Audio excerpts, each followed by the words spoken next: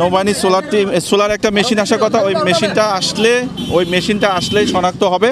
শনাক্ত করার পর আমাদের ডুবুরি টিম প্লাস নৌবাহিনী ডাইভিং টিম, দুইটা টিম নিচে নেবে, পানির নিচে নেবে, ওটা আইডেন্টিফাই করা হলে ওদের মেশিন দিয়ে এটা টেনে নিয়ে আসবে।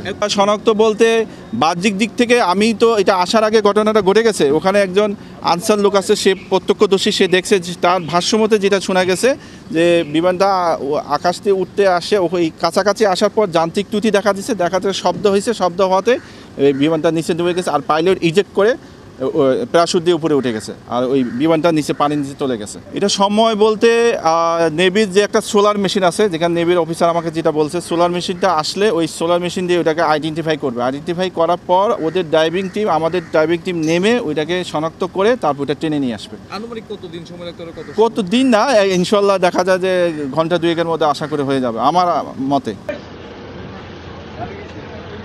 আগুন ধরে গেছে, আগুন ধরে গেছে, আগুন ধরে গেছে, আল্লাহ রয়েছে, আল্লাহ রয়েছে, আল্লাহ রয়েছে,